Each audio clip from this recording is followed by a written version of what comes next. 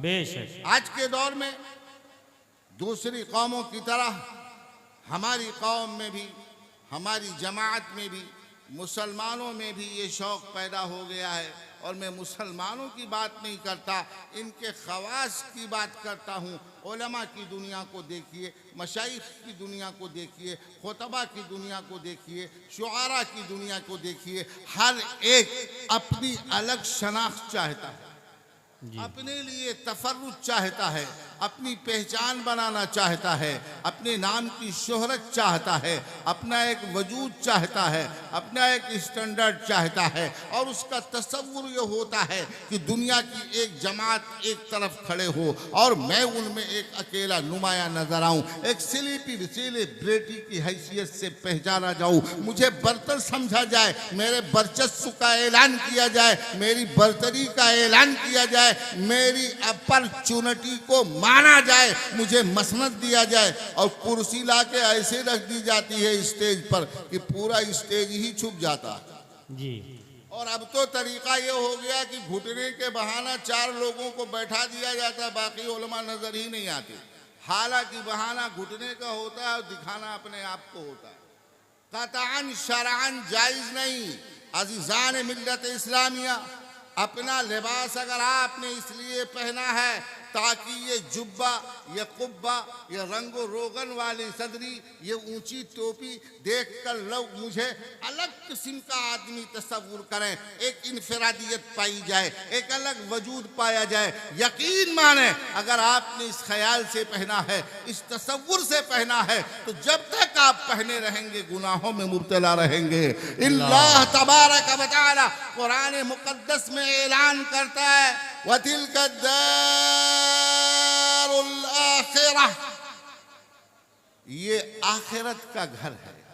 तिल का, और वो उसकी अजमत बयान कर रहा है। एक घर है, उसका बड़प्पन बयान कर रहा है, उसकी रिफात बयान कर रहा है, उसकी शौकत बयान कर रहा है, उसके उलूए मर्तबत को बयान कर रहा है। वतिल्का दारुल आखिरह, वो आखिरत का घर है।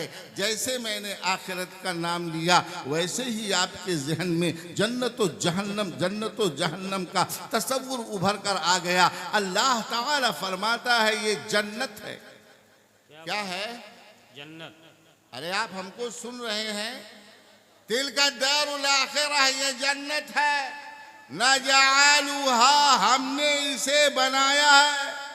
अरे अल्लाह, तूने किसके लिए बनाया है? कौन इसमें जाएगा? कौन इसका हकदार होगा?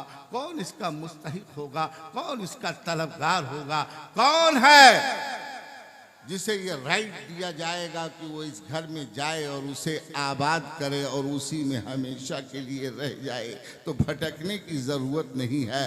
कुरान खुद मुतय्यन करता है, कुरान मुक़द्दस खुद बताता है, तिल्का दारुल आखिरह नजअलुहा लिल्लज़ीना ला युरीदूना उलुवन फिल अर्द, उन लोगों के लिए हमने इस घर को बनाया है जो जमीन पर अपने लिए घमंड के साथ, गुरूर के साथ, तकब्बुर के साथ, अपॉर्चुनिटी के एहसास के साथ, बरतरी और बालादस्ती के ख्यालात के साथ लोगों के दरमियान खुद को नुमाया नहीं करते और जमीन पर अकड़ कर चढ़ा नहीं करते। जिंदाबाद जिंदाबाद जिंदाबाद जिंदाबाद। इसलिए आप हकीकी इस्लाम को समझिए, सच्चे इस्लाम की तरफ मुसलमानों आओ, कुरान पढ़ो। कुरान सिर्फ देखने की किताब नहीं है, कुरान सिर्फ चूमने की किताब नहीं है, कुरान सिर्फ पढ़ने की किताब नहीं है। यकीनन कुरान का देखना इबादत है, कुरान का सुनना इबादत है, कुरान का चूमना सवाब है, कुरान को जुज़दान में रखना सवाब है, कुरान को जहेज में देना सवाब है, कुरान को पढ़कर इसाले सवाब करने में भी सवाब है। इन तमाम चीज़ों में सवाब है। कुरान सुनने में सवाब है, लेकिन अल्लाह तबारक व तआला ने इस मुक़द्दस कुरान को सुनने के लिए, चूमने के लिए, चाटने के लिए, सीने से लगाने के लिए, जुज़दान में रखने के लिए, जहेज में पहुंचाने के लिए, सिर्फ ईसाले सवाब के लिए, सिर्फ उसे मकाम पर रख देने के लिए नहीं बनाया था। यहदी लिल्लती हिया अक़वम। ऐ लोगों, कुरान इंसानियत की जिंदगी की कामयाबी की जमानत है। कुरान पूरी दुनिया में सबसे बेहतरीन दस्तूर और कानून की किताब है। कानून की किताब सिर्फ पढ़ने के लिए नहीं होती है, कानून की किताब पढ़कर समझने के लिए और उस पर अमल करने के लिए।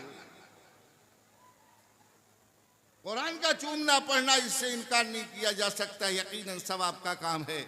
मगर जरा हमें बताओ, क्या कभी आपने जिस तरह अखबारों का मुताला किया, अखबार रोज पढ़ते हैं, रोज न्यूज़ सुनते हैं, रोज खबरों को जानते हैं, क्या आपने कभी कोशिश किया कि अपने मोहल्ले के इमाम के पास जाएं, अपने गांव के मदरसे के मुदर्रिस के पास जाएं, किसी आलिम रब्बानी के पास जाएं और उससे पूछें, जिस कुरान की हम रोज़ नमाज में तिलावत करते हैं, जिस कुरान को रोज़ हम अपनी नमाज में पढ़ते हैं, सुबह को लेकर बैठते हैं, आखिर अल्लामा बताइए अल्हम्दुलिल्लाहि रब्बिल आलमीन का माना क्या होता है, अर्रहमानिर रहीम का मतलब क्या होता है। कुरान हमें सोने का सबक किस तरह देता है, हमें बेदार होने का सबक किस तरह देता है। कुरान हमें तिजारत करने का सबक किस तरह देता है। कुरान हमें क्या सिखाता है, कुरान हमें कैसे सिखाता है। अज़ीज़ान मिल्लत इस्लामिया, आपने कुरान को सिर्फ धार्मिक ग्रंथ समझ लिया है।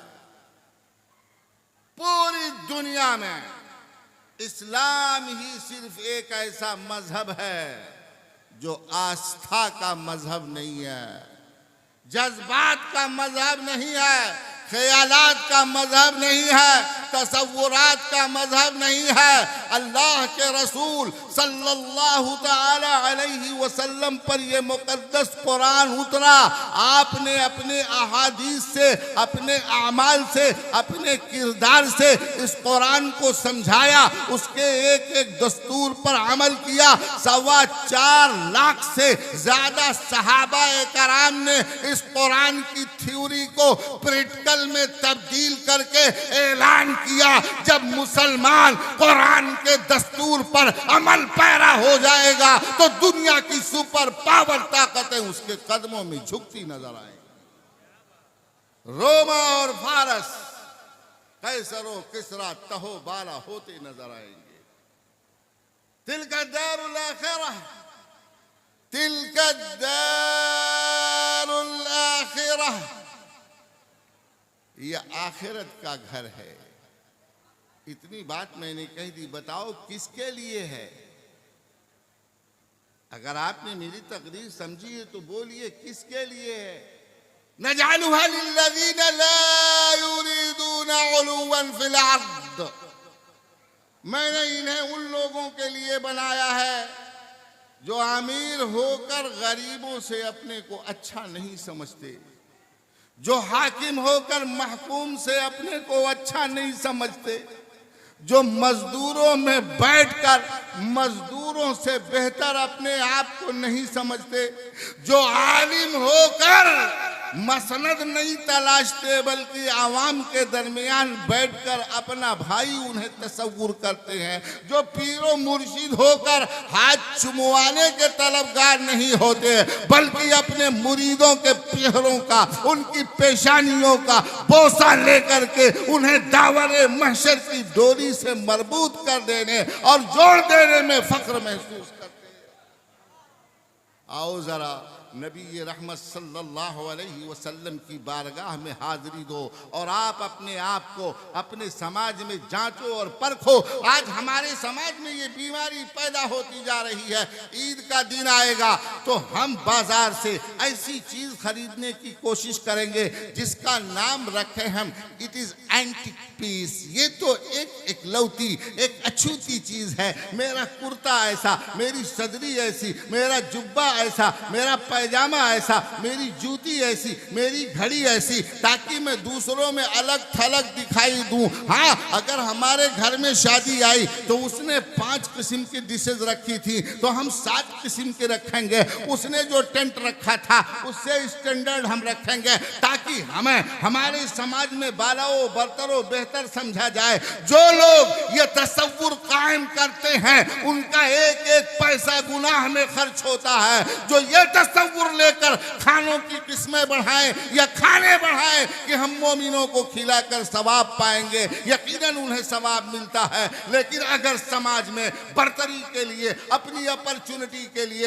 अपने उलूवे और रफ़अत के लिए वो ये काम करते हैं तो हरगिज़ उन्हें उस पर कोई सवाब, बोलो भाई, नहीं मिलता है। आइए जरा मेरे करीब आइए, थोड़ा करीब आइए। रसूल कायनात सल्लल्लाहु ताला अलैहि वसल्लम की बारगाह में हाजिरी दीजिए। वो इमामुल अंबिया, कौन है वो? इमामुल अंबिया जिब्रील अमीन उनके मुकद्दस पैरों के तलवों का बोसा देते हैं। कह दो ना सुभान अल्लाह। और जिनके तलवों को चूम कर अल्लाह का अर्शे आज़म रश्क महसूस करता है। सहाबाए कराम जिनके मुकद्दस धूप को जमीन पर कभी गिरने नहीं देते, अपने चेहरों पर मल लेते हैं। वो मुकद्दस रसूल कि वजू फरमाते हैं तो पानी जमीन पर नहीं आता, सहाबा आपस में तकसीम कर लेते हैं।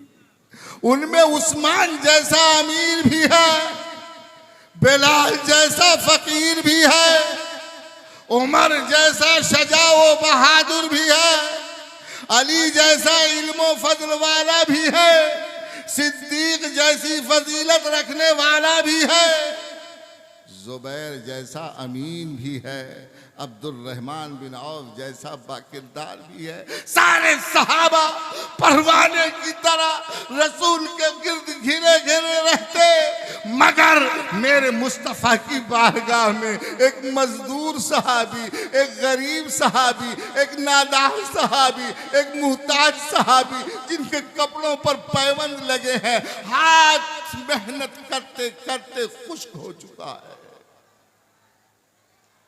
या रसूल अल्लाह हमें पसंद है, या रसूल अल्लाह हमें पसंद। अब ले आने दीजिए ताजिया बाबा को। अब बताइए, गलत तरीका है ये कि हम तकरीर करते हैं, दीन की तबलीग करते हैं, कुरान का माना बयान करते हैं, हेलो नारा लगा रहे हैं। वो अब सारा मजमा उधर देख ले तब हम बोलें। इनके खानदान की इजाबत गाह शेखुल हिंद खतीबुल इस्लाम अल्लामा ज़मन हज़रत अल्लामा मौलाना अलहाज सैयद शाह कुमैल अशरफ साहब क़िबला के शहज़ादे गिरामी वक़ार मखदूम सानी के सज्जादा नशीन आपके दरमियान जलवाबाद हैं। आप उनके चेहरे का दीदार करें और रसूल करीम, उनके जद्द करीम नाना जान का एक मशहूर वाक़या और बेहतरीन हदीस समाअत करें और अपने दिलों से तकब्बुर, उजुब, रिया निकाल कर फेंक दें। सच्चा मुसलमान वही है जिसके अंदर घमंड नहीं होता।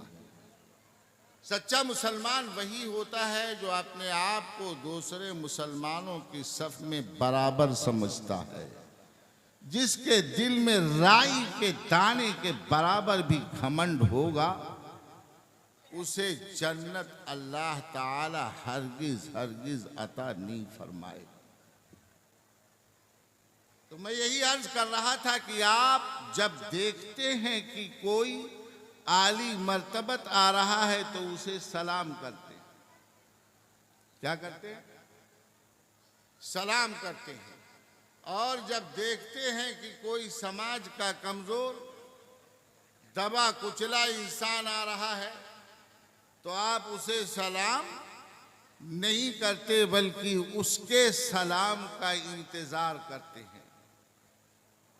अगर आप अपने से बड़ों को, जिन्हें दुनिया के एतबार से बड़ा महसूस करते, वहां जाते हैं तो आप पहले खुद सलाम करते, लेकिन जब देखते हैं कि अवामी सतह के लोग मौजूद, हमारे मेयार के लोग नहीं, तो अगरचे हक आपका है सलाम करना, आप तशरीफ लाए, मगर आप सलाम नहीं करते। आप चाहते कि जो लोग बैठे हुए हैं वो सलाम करें।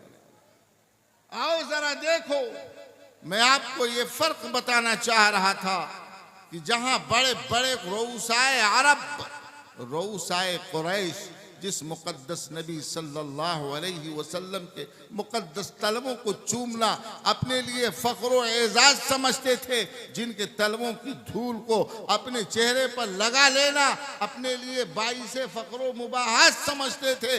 अज़ीज़ान मिल्लत इस्लामिया, आइए ज़रा देखिए उस नबी का किरदार अपने एक मजदूर सहाबी रसूल के साथ कैसा है, एक नादार और कमज़ोर सहाबी रसूल के साथ कैसा है, और आपका किरदार, आपका अमल, जब आपके कारखाने में कोई लेबर काम करता है, आपके खेत में कोई लेबर काम करता है या काम ना करता हो, आपकी बड़ी बिल्डिंग हो और आपके बगल में कोई मुसलमान मजदूर रहता है, तो आपके साथ उसका किरदार कैसा होता है, उसका किरदार आपके साथ कैसा होता है। क्या आप उसे अपने साथ बिठाना पसंद करते हैं? क्या आप अपने साथ उसे खिलाना पसंद करते हैं? क्या एक टेबल के साथ उसके साथ शेयर करना पसंद करते हैं? आइए जरा नबी रहमत सल्लल्लाहु अलैहि वसल्लम की मुकद्दस जिंदगी में झांक कर देखिए। आकाए दो जहां सल्लल्लाहु अलैहि वसल्लम के मुकद्दस बारगाह में सहाबी रसूल हाजिर हैं, अर्ज करते हैं, या रसूल अल्लाह,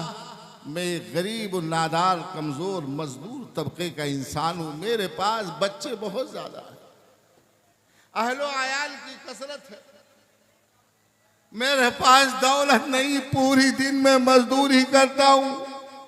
इन्नी अहफुरुल आबार लितअबीर नखला, मैं गड्ढे खोदता हूं, मैं गड्ढे दिन भर खोदता हूं, शहर से बहुत दूर रहता हूं, सुबह से शाम तक कमाई करता हूं। या रसूल अल्लाह, ये मेरे हाथ देख लीजिए, इसमें आबले पड़ पड़ के खुश्क हो गए हैं। या रसूल अल्लाह, मेरा हाथ टटोल लीजिए, देख लीजिए ये कड़ा हो गया है। वो उज़्र पेश कर रहे हैं, मैं जोहर में नहीं आ पाता, मैं असर में नहीं आ पाता, मैं मगरिब में नहीं आ पाता। मेरे दिल की तमन्ना होती है कि हर नमाज आपके कदमों में हो, रूए ज़ेबा का दीदार हो, मगर मेरी मजबूरी है, मगर मेरी माजूरी है, मैं दिन में आपकी बारगाह में हाजिर नहीं हो पाता। रातों को आता हूँ, इशा की नमाज पढ़ता हूँ, फजर की नमाज पढ़ता हूँ, दिन भर कमाता हूँ, कमा कर लाता हूँ, तब अपने बच्चों को खिलाता हूँ।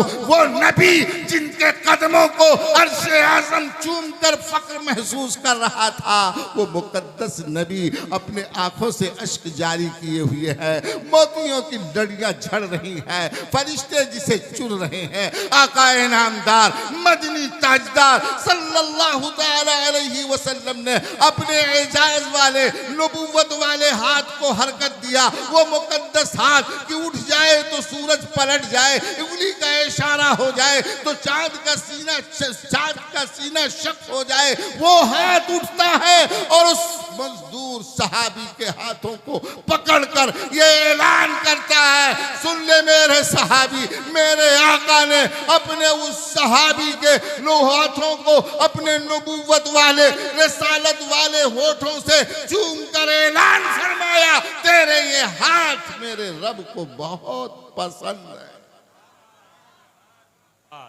तेरे ये हाथ अल्लाह को बहुत पसंद है।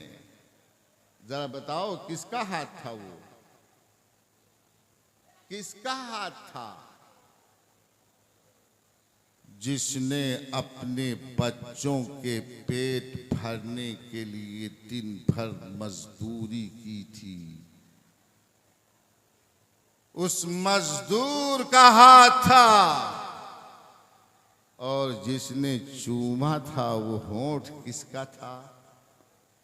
जरा बोल दीजिए। जो इमामुल अंबिया है, क्या बात, जो इमामुल अंबिया है, जो मालिके कौनैन है, जो सरवरे दो आलम है, जो अल्लाह का महबूब है, जो पैगंबरों का इमाम है, जो नबियों का ताजदार है, जो अल्लाह के बाद सबसे बुजुर्गो बरतर है। क्या बात। आइए जरा आप गौर करिए और समझने की कोशिश करिए। क्या आप अपने समाज में इस तरह के हालात देखते हैं? क्या आप अपनी जिंदगी में इस रियलिटी को उतारना चाहते हैं?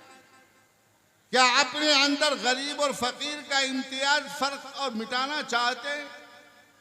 नहीं हजरात, मैं ये देखता हूँ और महसूस करता हूँ कि जमात के हर तबके में, हर हिस्से में, जमात के हर मेयार पर, हर स्टैंडर्ड पर जहाँ कहीं देखो, जिसका जितना कस बल चलता है वो अपने आप को नुमाया करने की कोशिश करता है। आखिरी बात कह के मैं अपनी गुफ्तगू खत्म कर दूं कि आज हमारे समाज में ये बदतरीन खुसूसियत के साथ हिंदुस्तानी समाज में ब्राह्मणों को देखकर, पोप और फादरों को देखकर ये बीमारी पैदा होती जा रही है कि अपने अपने हैसियत से हर एक दूसरे को नुमाया करने की कोशिश करने के बजाय खुद को नुमाया करने की कोशिश करता है। आइए जरा रसूल कायनात सल्लल्लाहु अलैहि वसल्लम की बारगाह में हाजिरी दीजिए, मस्जिद नबवी में हाजिरी दीजिए, सहाबा कराम के गुरोह पे झांक कर देखिए। सहाबा कराम से पूरी मस्जिद नबवी भरी हुई है। आकाए दो जहां सल्लल्लाहु ताला अलैहि वसल्लम उसमें जलवाबार है। एक अरब बद्दू आता है और अपनी ऊँटनी को बिठाता है। बुखारी शरीफ का लफ्ज है अनाख है, बिठाया उसने मस्जिद में ऊँटनी को। इसी से अंदाजा लगा लीजिए कि मस्जिद के अंदर ऊँटनी लेके घुस गया तो कैसा आदमी हो। लेकिन बैठाने के बाद उसने जो काम किया वो तारीख और सीरत की किताबें, हदीस की किताबें ऐलान करती हैं। ला फरक बैन अरबीन व अजमी इल्ला बित्तक़वा। तुम में कोई इज्जतदार नहीं है, कोई बुलंद नहीं है, किसी को अपॉर्चुनिटी हासिल नहीं है, किसी को सुरखरुई नहीं है, किसी को सरबलंदी नहीं है, किसी को रफात नहीं है, किसी को बरचस्व नहीं है। सिर्फ उसी को है जिसे अल्लाह तबारक व तआला ने अपना तकवा दे दिया है। और जो मुत्तकी हो जाएगा वो सबसे ज्यादा मुतवाज़े हो जाएगा। क्या तुमने खतीबुल बराहीन और मुफक्किर मिल्लत को नहीं देखा? कैसा तवाज़ो था उनका, कैसे लिबास थे उनके, कैसे पोशाक थे उनके, कैसी जिंदगी थी। अज़ीज़ान मिल्लत इस्लामिया, वो सहाबा कराम मुतवज्जे हुए जैसे वो ऊँट लेकर के आया। उसने पूछा अय्युकुम मोहम्मद सल्लल्लाहु अलैहि वसल्लम, अय्युकुम मोहम्मद, ऐ सारे लोगों बताओ तुम में मोहम्मद सल्लल्लाहु अलैहि वसल्लम कौन है? इतना बड़ा मजमा है, कोई आए, चाइनीज आए, जापानीज आए, लंदन से आए, अमेरिका से आए, अफ्रीका से आए, कहीं से आए, अगर उसे मुझे तलाश करना हो तो मेहनत की जरूरत नहीं है। इसलिए कि मेरे लिए स्टेज लगा हुआ है, मेरे लिए कुर्सी लगी हुई है, मेरे लिए एहतमाम किया गया है। मगर मस्जिद नबवी में जब नबी करीम रऊफ और रहीम सल्लल्लाहु ताला अलैहि वसल्लम जलवाबार होते थे तो कोई ये फर्क महसूस नहीं करता था इमाम कौन है, मामूम कौन है, मुक्तदा कौन है, मुक्तदी कौन है, पेशवा कौन है, पीछे चलने वाला कौन है, रसूलों का इमाम कौन है और ये उम्मत के लोग कौन है। न उनके लिए चादर बिछाई गई है, न उनके लिए तकिया लगाया गया है, न उन्हें मिंबर पर बिठाया गया है। कानू हेला का सहाबा कराम हल्का बना बना कर बैठ जाते थे और मेरे मुस्तफा उन्हीं के अगल बगल जलवाबार हो जाते थे। जिंदाबाद जिंदाबाद। मगर आज हमारे उलमा, मशाइख, लीडर, सियासी लोग, पैसे वाले, जरा इनको देखिए, इनकी जिंदगी कैसी है। तो जो लोग अपने लिबास से, अपने पोशाक से, अपने माल से, अपनी चाल से, अपने ढाल से, अपने अंदाज से, अपनी जबान से दूसरों पर अपने बर्तरी का इजहार करेंगे और उनमें नुमाया होना चाहेंगे और किब्र निखवत का मुजाहरा करेंगे, अल्लाह तबारक व तआला फरमाता है हम उन्हें, उनके लिए जन्नत में कोई हिस्सा नहीं रखा है। जन्नत तो उनके लिए बनाई है, अल्लज़ीना ला युरीदूना उलूवन फिल अर्दि वला फसादा, जो जमीन में ना तो उलू व बरतरी चाहते हैं, ना फसाद बर्पा करना चाहते हैं। वल आक़िबतु लिलमुत्तक़ीन, और अंजाम कार तो बस मुत्तकियों के लिए है। अल्लाह तबारक व तआला हमको आपको तक़वा से आरास्ता बना। वस्सलामु अला हबीबिना तबीबिना मुअल्लिमिनल मुस्तफ़ा वअला आलिहि व अस्हाबिहिल मुज्तबल मुर्तज़ा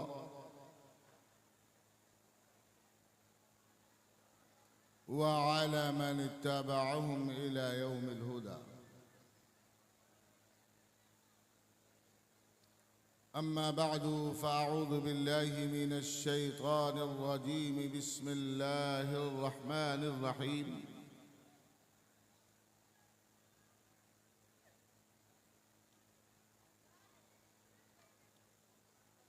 तिल्क दारुल आखिरतु नजअलुहा लिल्लज़ीना ला युरीदूना उलुव्वन फिल अर्दि वला फसादा वल आक़िबतु लिलमुत्तक़ीन। आमन्तु बिल्लाह सदक़ल्लाहुल अज़ीम। वक़ाल अल्लाहु तबारक व तआला फ़ी शानि हबीबिह इह्तिमामन बिही व तकरीमा। इन्नल्लाह व मलाइकतहु युसल्लूना अलन नबी या अय्युहल्लज़ीना आमनू सल्लू अलैहि व सल्लिमू तस्लीमा। लब्बैक अल्लाहुम्मा सल्लि अला सय्यिदिना व मौलाना मुहम्मद व अला आलिहि व सहबिहि व बारिक व सल्लिम सलातन व सलामन दाइमैन अलैका या रसूल अल्लाह सल्लल्लाहु तआला अलैहि वसल्लम। मेरे मोहतरम व मोहतशम, मुअज़्ज़म व मुकर्रम सामईन गिरामी मर्तबत अहबाब अहले सुन्नत, स्टेज पर तशरीफ़ फरमा मुल्क व मिल्लत के नामवर उलमा, खुतबा, शुआरा और हुफ़्फ़ाज़ व क़ुर्रा, सरे शाम से लेकर आखिरी घड़ी तक मंजिल तक पहुंचाने की जिम्मेदारी की चादर ओढ़कर बैठने वाले हिंदुस्तान के नामवर मकबूल तरीन नाज़िम इजलास जनाब साक़ी तनवीरी साहब, आज का ये पुरवकार अक़ीदतों से लबरेज़ रिवायती अज़ीमुश्शान इजलास उर्से हुज़ूर मुफ़क्किर मिल्लत अलैहि रहमत व रिज़वान और जश्न दस्तार फ़ज़ीलत दारुल उलूम अहले सुन्नत तनवीरुल इस्लाम अमर डोभा अपनी रिवायती शान से इनेक़ाद पज़ीर है, जिसमें हम और आप शिरकत की सआदतें हासिल किए हुए हैं। मुझसे पहले आपने इसी दारुल उलूम के एक अजीम शान शोहरत याफ्ता खतीब, अच्छे अदीब, बेहतरीन दाई, बिरादर गिरामी हज़रत अल्लामा मौलाना एजाज़ अहमद साहब क़िबला कश्मीरी शहज़ादे शेर मिल्लत अलैहिर्रहमा से समाअत फरमाया।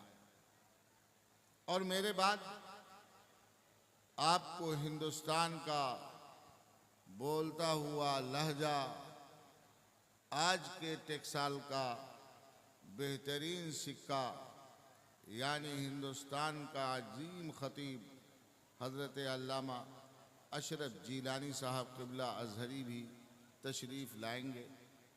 और उनके बाद आपके सबके महबूब, मरगूब, मुक़्तदा और मुअतक़द शहज़ादे मखदूम मिल्लत, शिबल मखदूम मिल्लत, पीर तरीक़त हज़रत अल्लामा अलहाज सैयद शाह अब्दुल रब साहब क़िबला चाँद बाबू सज्जादा नशीन खानक़ाह फिरदौसिया क़यामिया सुबहानिया बिलहरी शरीफ भी जलवाबाद हों।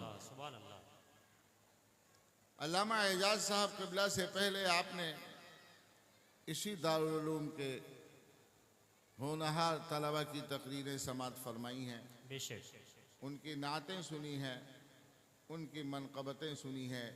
जिस तरह शौक़ व ज़ौक़ के साथ वो मचल मचल कर इस स्टेज से अपने कलिमात के पंखड़ियाँ आपके सामने बिखेर रहे थे, मैं इसी फील्ड में था, सुनकर मेरा दिल भी मचल रहा था और मुझे अपना बचपन बार बार याद आ रहा था। सुभान अल्लाह, यही वो ज़मीन है, यही वो मकाम है, यही वो स्टेज है जब हुजूर ख़तीबुल बराहीन अलैहिर्रहमतु व रिज़वान, हुजूर मुफ़क्किर मिल्लत अलैहिर्रहमतु व रिज़वान, हज़रत क़ारी अहमद ज़िया साहब क़िबला अलैहिर्रहमतु व रिज़वान, हज़रत फ़ख़रुल क़ुर्रा क़ारी मतरूब साहब क़िबला, हज़रत क़ारी ज़हूर साहब क़िबला और दीगर अकाबिर व असातीन इल्म फ़न और आफ्ताब व माहताब इल्म फ़न जलवाबार होते थे। और हम लोग भी मचल मचल कर उनसे दाद देते थे, तकरीरें करते थे और नातें पढ़ते थे। मगर इन तकरीरी दौरे के दरमियान मैंने वज़ू करते हुए मस्जिद से जो सुना अरबी का लबो लहजा, तो ऐसा महसूस हो रहा था कि हमारे इस दारुल उलूम में पढ़ने वाला कोई आजमी तालिब इल्म नहीं, बल्कि शायद अरब का कोई तोता आ गया है जो वहाँ के लबो लहजे में मोतियाँ बिखेर रहा है और अपनी आवाज़ से सारे अहले खाना को, सारे नशिस्त वालों को मसहूर कर रहा है। तकरीर अरबी ज़बान में रट कर लेना कोई मुश्किल बात नहीं है। तमाम मस्जिदों के मिंबर से खुतबे अरबी में दिए जाते हैं, मगर उसके लबो लहजे का जो ठहराव था, अदायगी में जो सफाई और सुथराई थी, जो बोलने का अंदाज था, जो अरबी लहजा था, वो काबिल सदरश्क था। महीनों नहीं बरसहा बरस अरब की यूनिवर्सिटीज़ में पढ़ने वाले अजम तलबा मश्क करने के बाद भी इतने शानदार लबो लहजे में अरबी ज़बान नहीं बोल पाते। क्या बात, सच्चाई है, बेशक। जिंदाबाद जिंदाबाद। ये यहाँ के दारुल उलूम के असातिज़ा का कमाल है। मैं भी दारुल उलूम में ही खिदमत करता हूँ, मेहनत करता हूँ, मशक्क़त करता हूँ, चाहता हूँ कुछ तलबा ऐसे हों जो अरबी बोलें, मगर तमाम मेहनत के बावजूद भी घड़े में पानी आए कैसे जब पहले से उसमें सुराख मौजूद हो। जितना डालते जाओ निकलता जाता है। आसान काम नहीं। अपने बच्चे को तो आप समझा नहीं पाते हैं, आपके बच्चे को मदरसे में दाखिला ले लेने के बाद एक नई ज़बान का सिखाना, और वो भी अरबी जैसी समंदर जैसी ज़बान का सिखाना, और सिखा करके उसे इस लबो लहजे पर कुदरत बख्श देना, यकीन माने कि साहिब कमाल हैं इस दारुल के असातिज़ा, जिन्होंने उनको संवारा, रचाया, बसाया और लाकर स्टेज तक पहुंचाया। ये दिल की गहराइयों से यहाँ के असातिज़ा को और उन तमाम तलबा को जिन्होंने मेहनत और मशक्क़त के साथ अपना किरदार इस स्टेज से पेश किया, दिली मुबारकबाद पेश करता हूँ। सुभान अल्लाह। हज़रात गिरामी, हक़ और हकीकत का एतराफ़ करना चाहिए। बेशक इंसान को ख्वाबों की दुनिया में भटकने के बजाय रियलिटी और सच्चाई का सामना करना चाहिए। क्या बात। बजाय शराब और सहरा में कदम बढ़ाकर दौड़ दौड़ कर अपनी जिंदगी की एक एक सांस को तबाह करने के उन गुलो गुलजार का तसव्वुर कायम करना चाहिए जहाँ से भीनी भीनी खुशबू आ सकती हो।